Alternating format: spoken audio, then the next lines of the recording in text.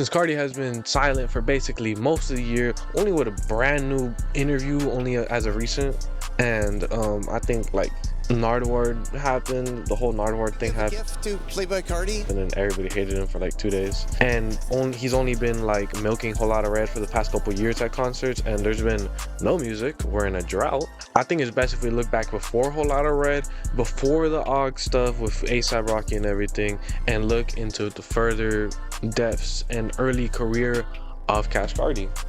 Was that good? Yeah, I don't know. Boy, I'm Mexican.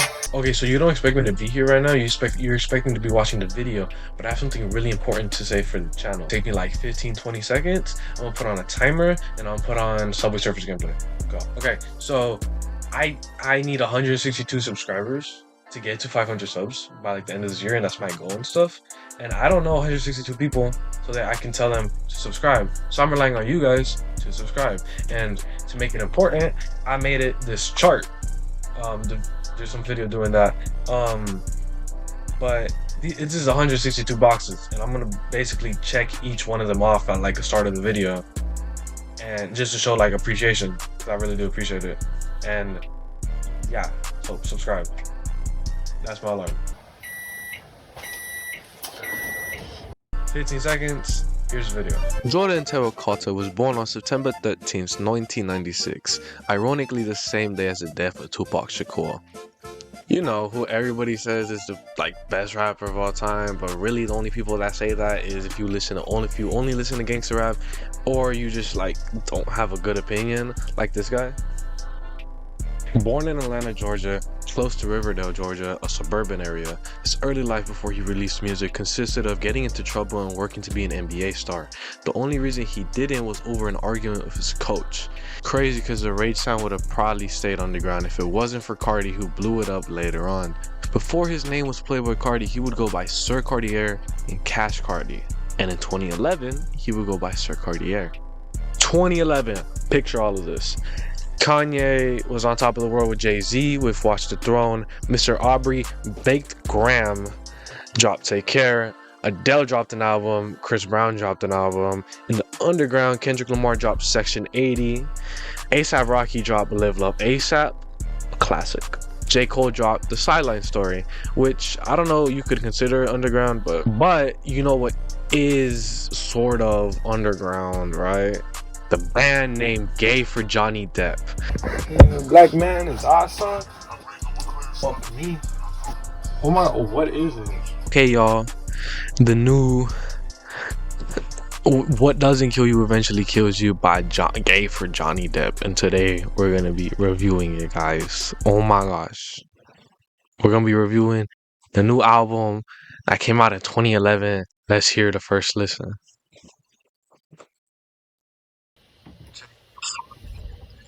Take your flunky and bangle.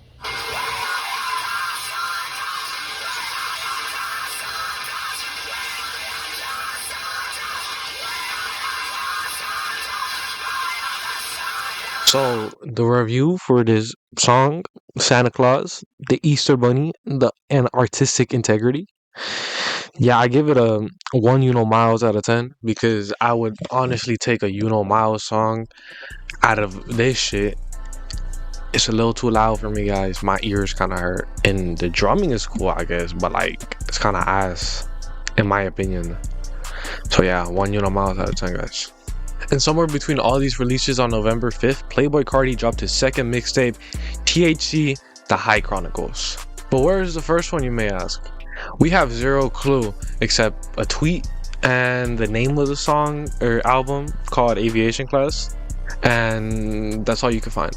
THC is a bit of the same story, except we have the track list on Genius and we have 3 official songs. Yeah. Carolina Blue, 36 Villains, Living Reckless. They have 3 completely different styles. Villains sounds dark and edgy, like I smoked away my brain type of Rocky, like Live Up ASAP. Living Reckless is just like feels like an actual rap song. Sounds like his influences were Lil Wayne and shit, which they were. And Carolina Blue is my personal favorite. It's also the most popular because it had this laid back instrumental similar to like this dreamy plug and beat type of beats we have in now and kind of bit of 2015. Moving a year forward, Young Misfit was released, which unlike the first two mixtapes, we have all 3 songs and even a music video for his song Steez. So let's recap. Now in 2014, 18-year-old Playboi Carti has 3 mixtapes and was about to join Awful Records. Awful Records is a record label from Atlanta, Georgia, started by the artist's father back in 2011. Originally they were a collective, but then later on became a fully fledged label. One of the more well-known artists besides father is Ethereal, a rapper plus producer. One of the more well-known tracks he has is Beef with Carti, because that beat is more well-known than the actual track and it's hard as fuck. At the time, Father and Ethereal were Carti's main mentors at the time. Also really Key, if you know who that is. I personally don't know who Key is, but that his new album that dropped was pretty good, and but those were his mentors at the time, according to this Complex article back in late 2020. The few tracks that were released during his time with Awful were Young Zanho, Talk, produced by Ethereal, Smash with, and there's a lot more, but I think these were more of the standouts from his SoundCloud. Moving forward to 2015, Carti would move to New York City and would actually live at his drug dealer's house. In NYC, A$AP Mob would frequently visit there as well. A$AP Bari, the fashion designer that was known for V-Lone, he showed Rocky and Uzi Carti for the first time. He was the one that actually played his music. So if it wasn't for Bari, probably never would have gotten Carti. Listen, that I'm the one who played the first time who played Carti to Rocky and Uzi. Oh, and I said to Uzi like, you fuck with this? He said, hell yeah, who this? In 2015 and 2016, while working around A$AP Rocky, Playboi Carti would release tracks like Fetty and Broke Boy.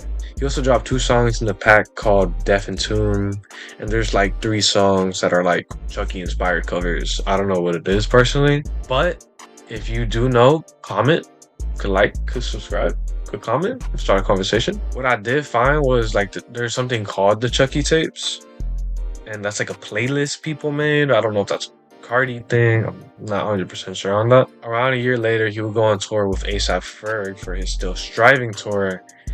And it was like motherfucking Rob Stone. That's interesting because it was like 2017, you know? And that was like fucking Chill Bill and shit.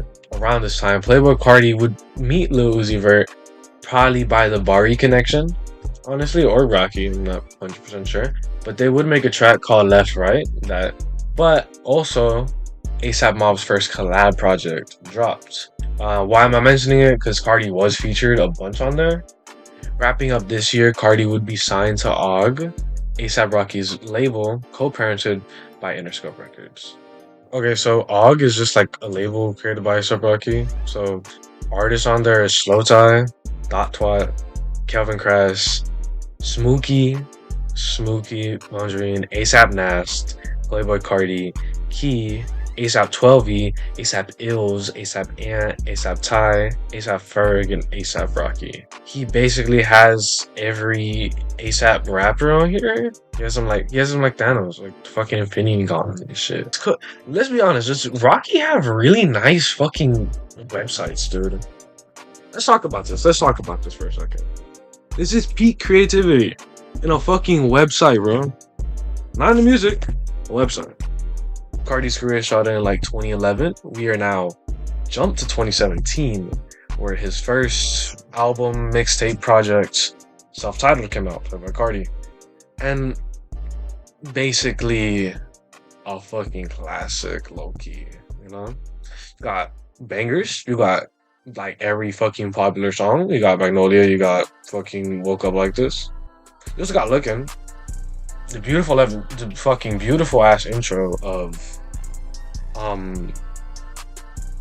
Location. You got the weird ass New Chopper with Rocky, Yamin, Flex, Half and Half. Obviously, if you're watching the video, you would agree it's a great body of work. I want to say, take it back on the masterpiece, but it's a great body of work. The highlights of that year, because it was barely April when self-titled came out, was he would be on Double XL with XXXTentacion, Amine, Ugly God, Boogie with a Hoodie, and PNB Rock, and probably some more dudes, but nobody knows. After that, he would begin work on his first album, Die Lit. But that's basically the end of the video. If you guys liked it, subscribe. I'll definitely be making more. Cause mind you, I haven't made a video in like an actual video in like 8 months, and this video has been like 2 months in the making. Remember, you got this a little subscriber checklist. If you guys want to subscribe, your name will be added. I appreciate to the other 300 subscribers. Appreciate that a lot. And that's all I gotta say. Have a good rest of your day, night, morning, sunrise, whatever you want. See ya.